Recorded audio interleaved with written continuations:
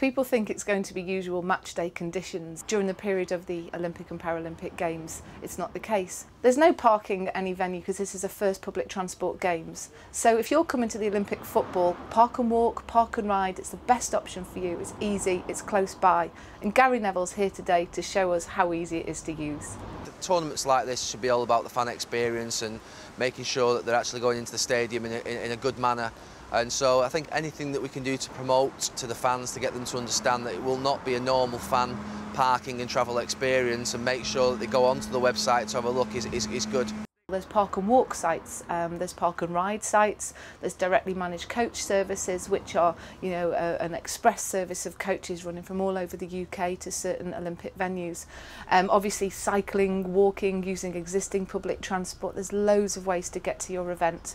I think it will be a showcase for football, the Olympic tournament. I think when the game starts, when the euphoria begins, when the newspapers start talking about all the different events and the fact that there's still an availability of tickets to go and watch, I think that you'll find a lot more tickets are sold. I think the football tournament will be a very successful tournament, and particularly if the GB team do well.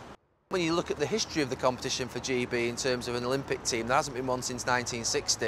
Go back to 1948 and Sir Matt Busby, the great Manchester United manager who we're here today, was the actual manager of the team. There is a history and a tradition for a Great Britain Olympic football team, and I think it should go on. I really do. I don't see the cynical approach to this at all. There seems to be quite a bit of negativity sort of leading up to it, but I think once people have seen it in its flesh and taken it for what it is, which is a group of young men and a couple of older men trying to win a football tournament and doing the very best that they can and promoting sport and the things that sport gives everybody, I can only see good in it, really.